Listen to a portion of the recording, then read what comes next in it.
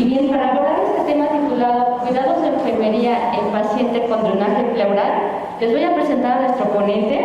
Él es un estudiante de licenciatura en enfermería que con mucho entusiasmo y dedicación preparó este tema, por lo que les presento a Marco Antonio Barrera Jiménez, para quien les pido un aplauso, por favor.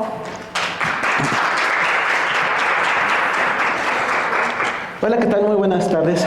Tengan todos ustedes. Muchísimas gracias por asistir a esta sesión. Es la segunda sesión que yo doy justamente aquí en el auditorio. Hace un mes fue la primera con respecto a la lectura del electrocardiograma y esta es la segunda justamente con el tema de cuidados de enfermería del paciente con drenaje pleural. Si nosotros queremos hablar principalmente de drenaje pleural, necesitamos saber por qué se va a colocar un drenaje pleural a un paciente. De ese caso vamos a ver algunas etiologías justamente del derrame pleural y también vamos a estar observando algo de anatomía referentemente con el derrame pleural. Entonces vamos a comenzar con una definición un poquito simple.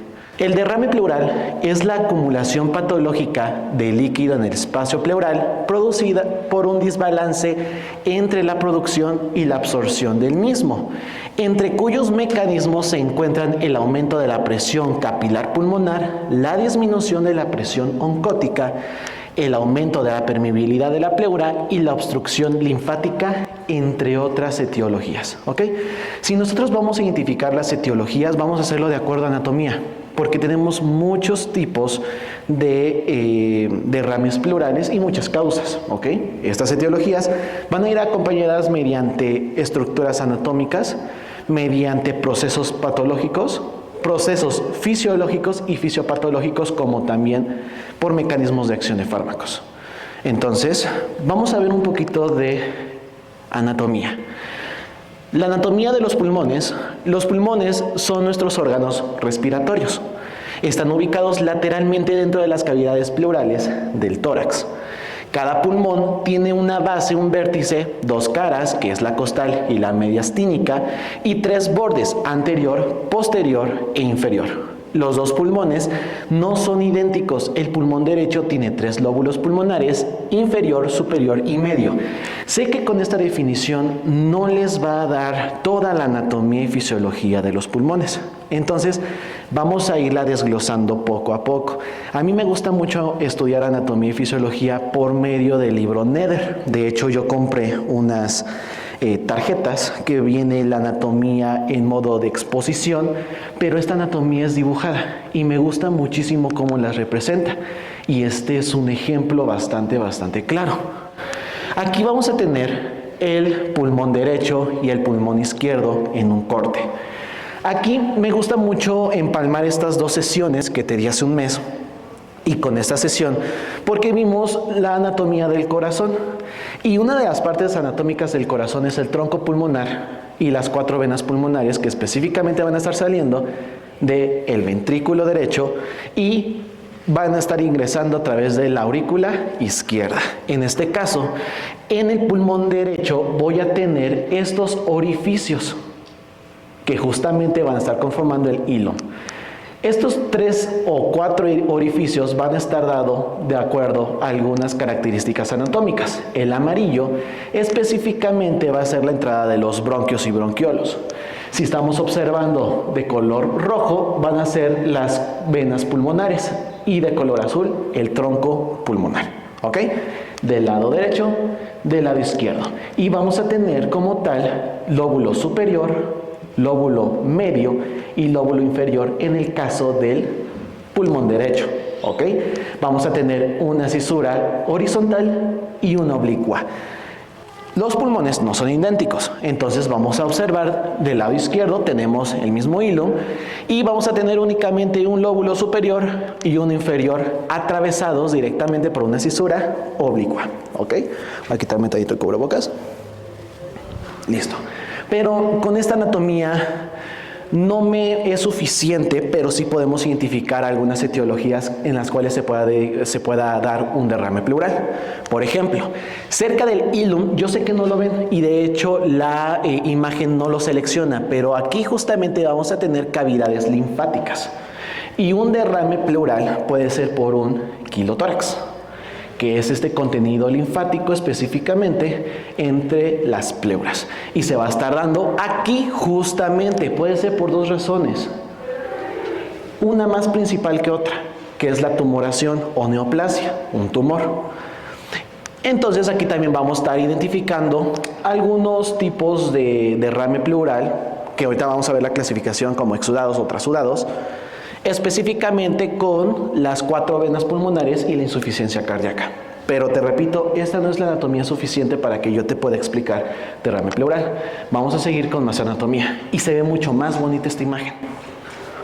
¿Por qué? Porque aquí vamos a tener una exposición. Te recuerdo, estos son dibujos, pero es como si nosotros hubiéramos abierto el tórax y hubiéramos hecho una toracotomía. Aquí vamos a tener muchas estructuras anatómicas no seleccionadas, pero aquí vamos a enfocarnos primeramente a los pulmones. Pulmón derecho. Vamos a tener el lóbulo superior, medio e inferior. Tenemos un ápice y una zona basal, ¿ok? Luego aquí ya se van a estar fijando las pleuras, la parietal y la visceral.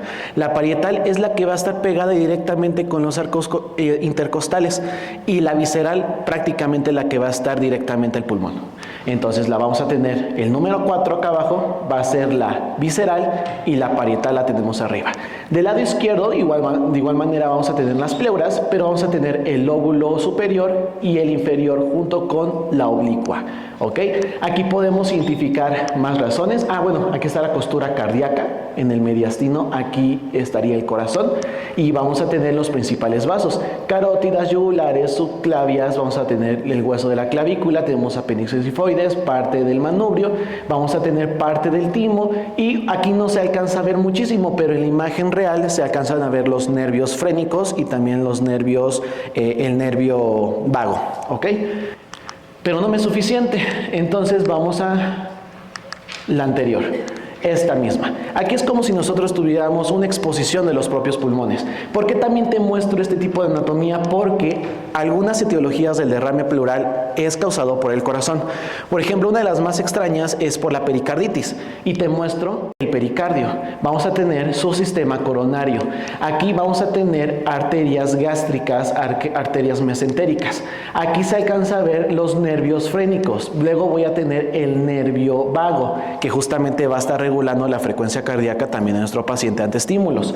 Luego voy a tener aquí las arterias y venas principales, voy a tener el timo, voy a tener las venas que van a estar irrigando la glándula tiroides y nuevamente voy a estar observando la pleura visceral y parietal, justamente si los pulmones nosotros los expusiéramos como de esta manera, ¿ok?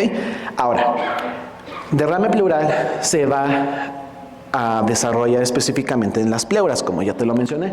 Entonces vamos a tener que la pleura es una bolsa serosa formada por dos capas denominadas parietal y visceral. La parietal va hacia los intercostales, la visceral hacia los pulmones. La pleura parietal está en contacto con las paredes de la cavidad torácica y el mediastino, mientras que la visceral, tejido pulmonar. Ahora, el espacio entre estas dos capas es llamado cavidad pleural. Contiene en su interior aproximadamente 20 mililitros de líquido seroso que ayuda a reducir la fricción durante la respiración. Aquí es donde entra la magia de la fisiología y lo que en la mañana a lo mejor no les puede exponer a los enfermeros porque no tenemos el pizarrón. Pero en algunas bibliografías, primeramente, te dice que el líquido pleural abarca de 5 mililitros a 15 mililitros. Otras bibliografías, incluyendo Neder, va a estar abarcando hasta 20 mililitros. ¿Ok? Todo esto va a depender de acuerdo a las edades. Ahora, el espacio entre estas dos capas es llamado cavidad pleural. La función de la pleura también es contribuir al sistema de presiones que le permite a los pulmones expandirse y colapsar durante la respiración. Colapsar, no me gusta mucho este término porque justamente un derrame pleural hace que el pulmón colapse. Pero ¿cómo va a pasar todo esto? Pues bueno, aquí primeramente necesitamos saber cómo es que funcionan los pulmones, fisiología, y eso es lo que a mí me interesa que a lo mejor retomemos, porque de acuerdo a la fisiología a la fisiopatología será la etiología del derrame pleural. Pero por ejemplo, vamos a tener los alvéolos. Los alvéolos me van a ayudar mucho a la cuestión de la respiración celular. No es lo mismo la ventilación que la respiración, ¿ok? Entonces la respiración celular se va a estar dando gracias a los alvéolos, gracias a neumocitos número 1, neumocitos número 2, que específicamente uno de ellos va a estar secretando el contenido surfactante, que evita como tal que el alvéolo colapse, aumentando la tensión superficial. Ahora, la pleura parietal me va a ayudar al mecanismo de ventilación, es decir, cuando nosotros inhalamos se expanden los pulmones, exhalamos se contraen, pero no colapsan. Ese término que maneja Neder es bastante ambiguo, ¿ok? Y un poquito equivocado. Entonces, me van a ayudar mucho a expandirse y nuevamente a regresar a su forma natural sin colapsar, esto con ayuda del líquido pleural y el surfactante específicamente, ¿ok? Ahora, vamos a tener esa imagen dice la cavidad pleural, que es de color azul, que debe tener aproximadamente de 5 a 15 mililitros hasta 20 mililitros en diferentes bibliografías. Voy a tener los dos tipos de pleuras y voy a tener parte del diafragma que me va a estar ayudando a la inhalación y a la exhalación como tal, ¿va? Muy bien. Ahora, ya que conocemos algo de anatomía, algo de fisiología, vamos a estar observando qué es lo que pasa cuando tenemos un derrame pleural. Cuando entre las dos hojas se acumula aire, se le va a llamar neumotórax. Líquido, derrame pleural o ambos, se le va a llamar hidroneumotórax. Cuando pasa esto, se interfiere la fisiología respiratoria normal a medida que el aire o el líquido pleural se acumulan, el volumen pulmonar y secundariamente la capacidad vital del paciente disminuyen. Si la cantidad de aire o gas es lo suficientemente grande o si se acumula rápidamente, se puede desarrollar una insuficiencia respiratoria aguda. Ahora sí, vamos a ver por qué llega a pasar esto. Por medio de la etiología, se han identificado múltiples tipos de derrame pleural, identificados principalmente por enfermedades sistémicas, enfermedades pulmonares o pleurales, fármacos o disfunción de órganos como un síndrome nefrótico. Ahorita vamos a eso justamente. En general los trasudados suelen ser bilaterales, en cambio los exudados son unilaterales. Aquí vamos a tener una radiografía. Esta radiografía podemos medio observar el mediastino, tenemos campos pulmonares, tenemos claro los huesos, clavícula, manubrio, todo lo que ustedes gusten, pero aquí el pulmón izquierdo no se ve tanto como el derecho. Aquí vamos a tener un derrame, pero ese es un derrame ¿qué? Trasudativo o exudativo. Los exudados son unilaterales, entonces es un derrame pleural exudativo, porque nada más ocurre en un pulmón y no en ambos, ¿ok? Puede ser esto por una enfermedad pulmonar o pleural, desde una infección, por ejemplo la neumonía. Puede ser por una enfermedad sistémica, referentemente al corazón. Fármacos. Algunos fármacos que aumentan la presión arterial, por ejemplo. Aumentas la presión arterial sistémica, aumentas la presión arterial dentro de los pulmones y esto va a generar un derrame, ¿ok? O también por si estamos también hablando de cuestiones sistémicas, alguna tumoración, neoplasia hace un quilotórax y esto me va a generar un aumento de linfa directamente en la pleura. Y disfunción de órganos, síndrome nefrótico. Los riñones, por ejemplo. Ahora, sé que no se ve muy bien esa tablita, pero en sí estos son muy pocos, esas etiologías son muy pocas, ¿ok? De hecho, me faltaron un poquito más de etiologías, pero vamos a irlas explicando. Voy a tener causas muy frecuentes, menos frecuentes y raras, trasudados y exudados, es decir, de forma bilateral, unilateral. Por ejemplo, un ejemplo de todas ellas para seguir un poquito más rápido. En la cuestión de trasudados, es decir, que puede afectar a los dos pulmones, insuficiencia cardíaca izquierda. ¿Por qué? Bueno, necesitamos saber cómo es que funciona la insuficiencia cardíaca izquierda. Y te lo voy a explicar así rápido, ¿ok? Porque para que nosotros tengamos una relación específicamente de por qué el corazón me estaría provocando un derrame. Por ejemplo, hace un mes te expliqué anatomía. Así toda bonita y esto. Vamos a tener aurícula derecha, ventrículo derecho, aurícula izquierda, ventrículo izquierdo. Lo que me interesa mucho es una insuficiencia cardíaca izquierda. Voy a dividir el corazón en dos. Entonces, del lado izquierdo me voy a enfocar ahorita. ¿Ok? Ahorita nada más. Funciones de la aurícula, vamos a tener 4 venas pulmonares que van a estar recibiendo sangre directamente de pulmones. ¿Ok? 4 venas pulmonares. Y esta sangre, sus presiones de oxígeno son arriba de los 60 milímetros de mercurio. Muy bien. Ahora, si esta sangre baja a través de la válvula bicúspide o mitral también, el ventrículo va a eyectar esta sangre a través de la aorta.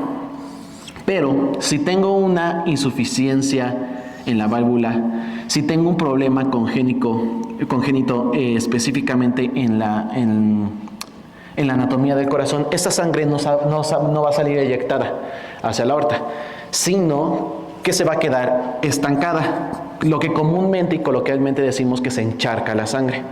Entonces esta sangre se va a quedar aquí, va a subir a la aurícula izquierda, se va a ir a las 4 venas pulmonares y se va a estancar ¿a dónde? Al pulmón. Y es ahí donde tenemos un aumento de la hipertensión pulmonar y podemos tener específicamente un transudado, porque son a los 2 pulmones. Las 4 venas específicamente son 2 venas al derecho y 2 venas al izquierdo, así es la anatomía. Entonces vamos a tener en ambos un transudado, un derrame pleural. Y por eso es que en la etiología vamos a tener ahí arriba una cuestión muy frecuente de esto. Por ejemplo, los exudados, cáncer. El cáncer puede generarse en un pulmón o en otro, pero esta neoplasia también me va a obstruir diferentes conductos linfáticos, por ejemplo. Voy a tener la cirrosis hepática. ¿Cómo es que la cirrosis hepática me va a estar afectando todo esto? Pues bueno, puede ser por 2 maneras, de forma sistémica o de forma anatómica.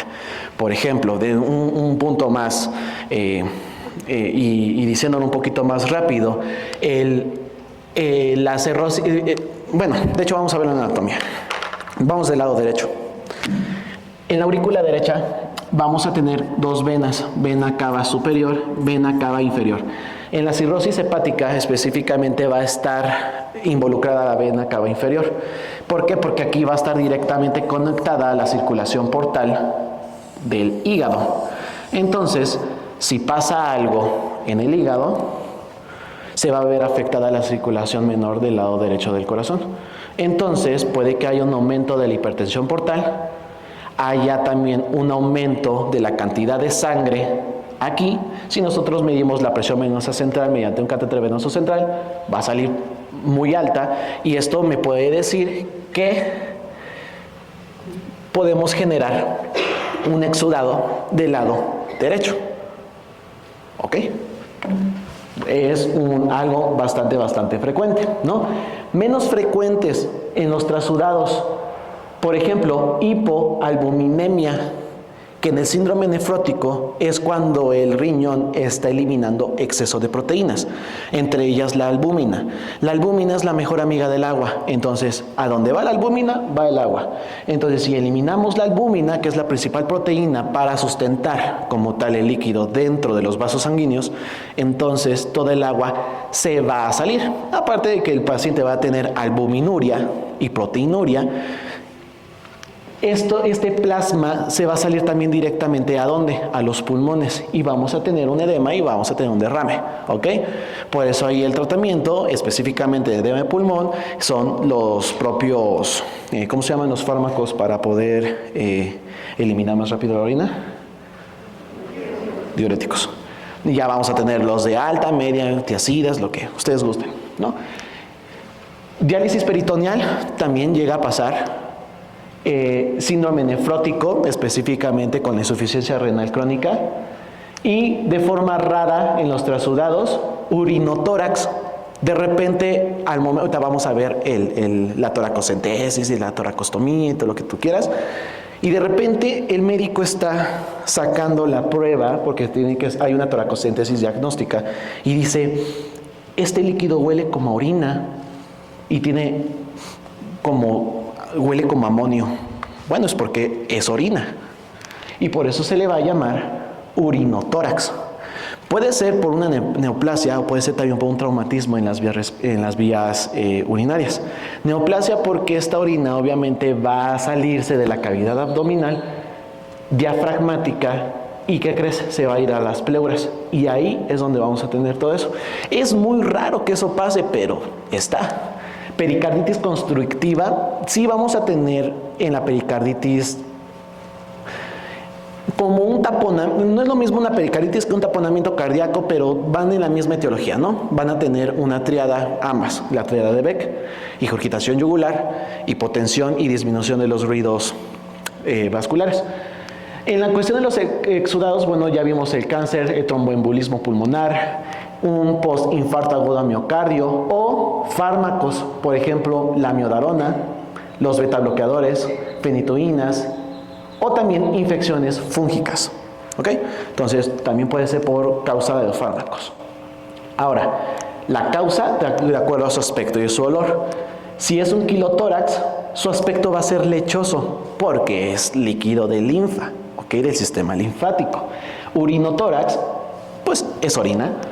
Empiema por anaerobios, va a ser pútrido, normalmente puede ocasionarse un piotórax. Aspergilosis, puede ser negro. Empiema turbio, absceso hepático amebiano, parduzco, y cuando es un traumatismo, avestocitosis, neumonía, cáncer, infarto agudo a miocardio, normalmente es hemático, lo que nosotros conocemos como un hemotórax. Ahora, sé que esto no se alcanza a ver muy bien, pero ya podemos observar un derrame pleural unilateral del lado derecho. Manifestaciones clínicas, ¿cómo lo vamos a identificar en nuestro paciente? Con frecuencia los pacientes tienen disnea, dificultad para ventilar, tos y dolor torácico pleurítico. Puede haber otros síntomas, ¿ok? Por ejemplo, relacionados a la enfermedad causante del derrame pleural. Por ejemplo, la hemoptosis, cáncer, tromboembolismo pulmonar, la tuberculosis. Puede haber fiebre en caso de que haya alguna infección como neumonía, empiema, pérdida de peso en el caso del cáncer, ascitis en la cirrosis, cáncer de ovario, edema en las extremidades inferiores como la insuficiencia cardíaca, cirrosis, un síndrome nefrótico, y en ocasiones el derrame pleural es un hallazgo casual en una radiografía de tórax realizada por otro motivo, es decir, el paciente llega por el traumatismo o llega a hacerse una radiografía, posiblemente tuvo un bolet costal, y ahí directamente vamos a tener, por ejemplo, un neumotórax en el bolet costal, ¿no? Ahora, toracocentesis y drenaje pleural. Vamos a tener dos definiciones. La toracocentesis consiste en la punción puntual de la pared torácica para la retirada de líquido o aire del espacio pleural mediante aguja fina, hueca o catéter sobre la aguja. La toracostomía, también denominada toracostomía, con tubo o inserción de drenaje pleural, consiste en la introducción y utilización de un tubo para el drenaje mantenido en espacio pleural. Muy bien. Aquí vamos a dividir esas dos definiciones. Por ejemplo, la toracocentesis voy a tener específicamente por dos motivos. Puede ser por efecto diagnóstico o terapéutico. Si es diagnóstico, el médico lo que va a hacer es insertar una aguja o un catéter y vamos a retirar de 20 a 60 mililitros de líquido pleural y se va a mandar a diagnóstico. Y ya vamos a saber por qué se generó ese derrame pleural. En muchas veces no se llega, la etiología a veces es muy difícil. Es más fácil drenar y después investigar. ¿Por qué? Porque comprometemos a la vida de nuestro paciente. Es de suma importancia que nosotros atendamos todo esto. Pero a la toracostomía, principalmente de inserción. O sea, arriba es la punción, abajo es la inserción. Pero ambas se tienen que hacer para poder colocar un drenaje pleural. ¿Ok? Y el paciente necesita estar en esta posición para poder ir drenando todo. Ahora, ¿se puede drenar de la misma manera un líquido a cuando es aire? La respuesta es no. ¿Por qué? Porque va a depender de la técnica de la etiología. Si el paciente tiene un bolet costal y tiene un neumotórax, es decir, tiene aire dentro del pulmón, el aire por gravedad, si quieres llamarlo así, pues no va a estar abajo, va a estar arriba.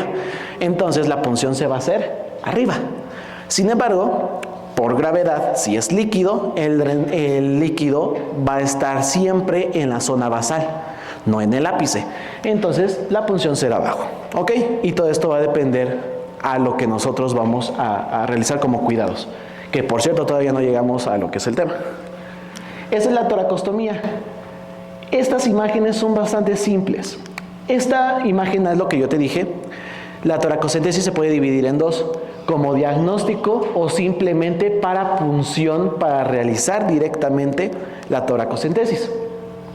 Entonces aquí vamos a estar nosotros puncionando para poder sacar el líquido pleural o identificar en dónde nosotros vamos a colocar el drenaje. Después con un bisturí se va a estar cortando aquí hasta llegar al pleura.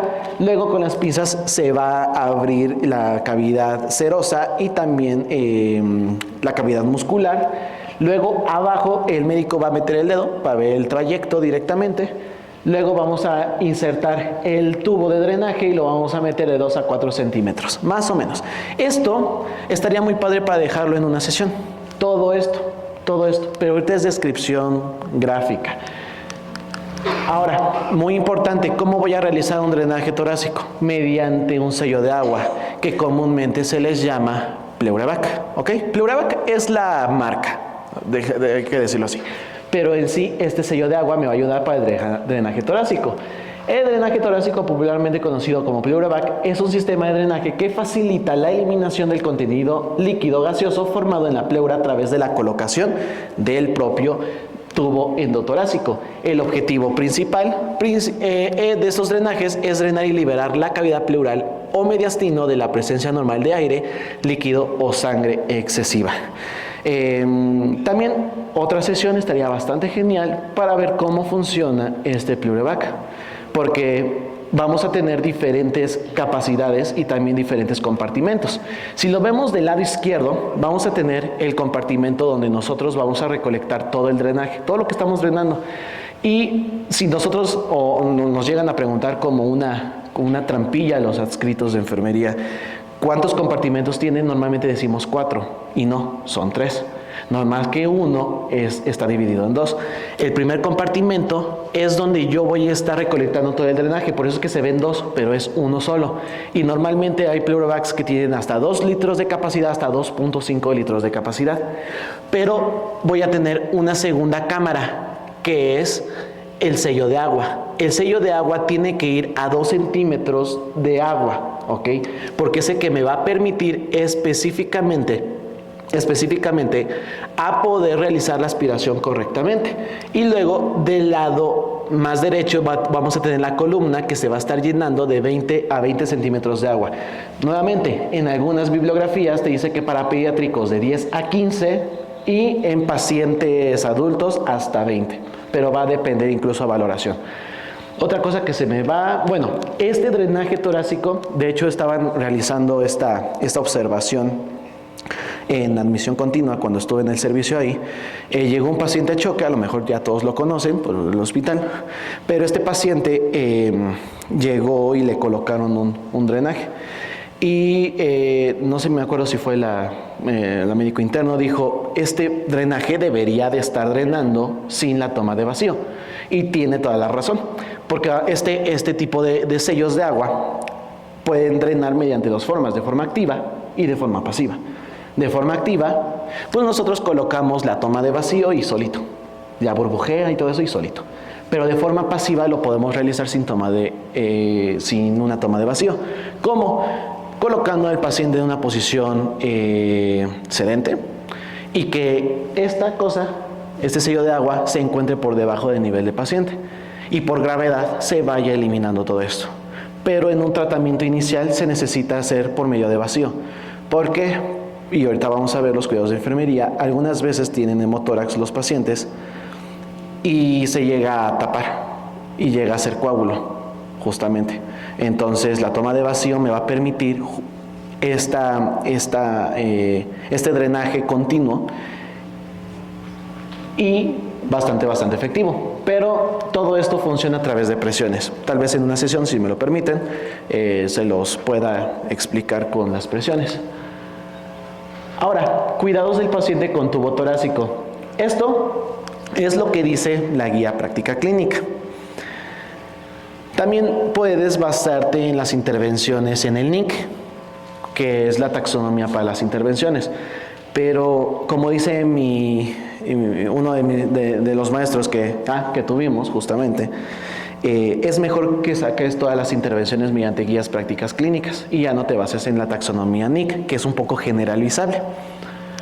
Tras la inserción del tubo, se comprueba posición y la marcha de la expansión repulmonar con una radiografía. Eso es de ley. Y no solamente esto, sino también un catéter venoso central. En admisión nos tocó como 2 veces, justamente, rectificar el catéter venoso central con una radiografía, si no, no podemos pasar medicamentos. Y una de esas veces, el catéter no se colocó perfectamente y ya estábamos pasando la enfermera estaba pasando la NORE, por ejemplo, y se tiene que verificar mediante una radiografía o imagen que el dispositivo esté en el lugar donde está, ¿ok? Donde debería de estar, más bien. El tubo nunca debe ser pinzado para el traslado de los enfermos, especialmente si tiene fuga aérea por el peligro de que se convierta en un neumotórax. Atención, ese sello de agua no se tiene que pinzar mientras movilizamos. Se tiene que dejar y se tiene que vigilar, obviamente, si no provocaríamos un neumotórax. Atención, porque ahora con el drenaje estamos nosotros lesionando las parénquimas, ¿ok? Si un drenaje torácico se desconecta accidentalmente, simplemente debe ser reconectado, no pasa nada, ¿ok? Lo único que va a pasar es de que esa cosa se derrame y manche el piso, pero no debería de pasar. Las pequeñas oscilaciones de los líquidos del tubo indican que están permeables. Si no se mueven, el pulmón se halla reexpandido o el tubo obstruido. Hemotórax, por ejemplo, en los coágulos, lo que hablábamos. Las pequeñas, grandes oscilaciones se asocian con atelactalasia o reexpansión incompleta. Para un tubo puede ordeñarse, pero no se recomienda la irrigación con suero salino por el peligro a la propia contaminación. Estos fueron como tal de la guía práctica clínica, pero ¿qué es lo que me dice la clasificación de intervenciones de enfermería? Las pueden buscar, son más, ¿ok? Son muchas más, pero las pueden buscar en el código 1872. Observar signos y síntomas de neumotórax, ¿ok? Observar la posición del tubo mediante la realización de una radiografía. Bueno, esto se repite un poquito. Asegurarse que todas las conexiones de los tubos estén firmemente fijadas. Por parte de enfermería se tiene que rectificar todo esto. Fijar el tubo de tórax firmemente a la piel del paciente mediante el esparadrapo, cerciorándose de que el tubo no presenta acodaduras y proporcionar al tubo lo suficientemente largo para poder permitir la libertad de movimiento si es que procede. En la mayor parte de pacientes, al menos que yo he visto aquí en admisión y que de repente en interna, era que pues estos pacientes no podían moverse suficientemente. Entonces, en esos casos pues no procede. Mantener el recipiente de drenaje por debajo del nivel de pecho o del paciente. Ahora, vigilar que no haya fugas de aire en el sistema de drenaje. ¿Cómo lo voy a estar observando? Pues los sellos de agua deben estar correctos. Mantener una intensidad de aspiración suave, en pleurebac, que produzca un burbujeo continuo y lento para evitar burbujeo intenso que produzca pérdidas de agua en el sistema de aspiración y descenso de sus niveles. Nuevamente, checar lo que son los llenados de agua. Mantener la permeabilidad de los tubos de drenaje. Observar si hay crepitación dentro de la zona de inserción del tubo torácico. Si hay crepitación, aguas, ese drenaje se te está saliendo dentro de la cavidad del paciente. Entonces no está colocado correctamente. Observar si hay signos de acumulación de líquido intrapleural. Lo mismo. Observar y registrar el volumen, tono y color y consistencia del drenaje del pulmón. Ayudar al paciente a toser, respirar profundamente y realizar ejercicios activos de hombro y brazos cercanos a la zona de punción. No practicar fisioterapia pulmonar. De hecho, ya hay muchos artículos que te dicen que no des fisioterapia pulmonar. Sirve, pero en este caso no se debe hacer. ¿Por qué? Porque podríamos provocar un neumotórax, atención, o podríamos lastimar al paciente con este drenaje. Hacer una curación diaria en la zona de punción creo que ya está como bastante claro. En esta bibliografía dice que hay que utilizar vaselina para cambiar el vendaje si es preciso. Asegurarse de que el pleurebac del tubo torácico se mantiene en una posición vertical. Cambiar el pleurebac cuando sea necesario, siempre y cuando esté lleno o estropeado previo correcto pinzamiento del tubo del tórax. ¿Para qué? Para que no se te derrame el tórax, no se te derrame el drenaje o el derrame. Ahora, ya para terminar tenemos las conclusiones. Vamos a tener que con el desarrollo de calidad de asistencia y la aplicación de los cuidados de enfermería, en los pacientes con drenajes torácicos tras neumotórax espontáneo disminuye la aparición de complicaciones en el propio paciente.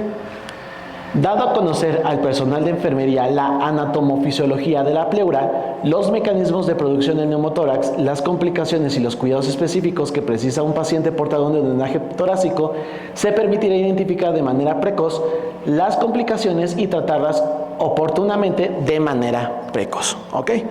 Y la tercera conclusión que yo quiero decirles es que todos los procedimientos se tienen que explicar a paciente y familia, sobre todo en aquellos pacientes que a lo mejor están conscientes o la familia que los va a visitar. ¿Por qué? Porque hay muchas situaciones en donde la familia quiere colaborar, pero no es necesario que colabore y podría perjudicar la técnica. Entonces es muy importante que nosotros siempre le digamos a la familia y al paciente la técnica que se le va a realizar, por qué se le realiza y cuáles podrían ser los efectos secundarios, efectos adversos, y también lo que nosotros le vamos a estar realizando específicamente con todo y cada uno de estos cuidados. ¿Ok? De esta manera, beneficio del paciente y que también ellos tengan la seguridad de que el protocolo, el procedimiento que estás realizando sea el correcto. Espero que les haya gustado y muchas gracias.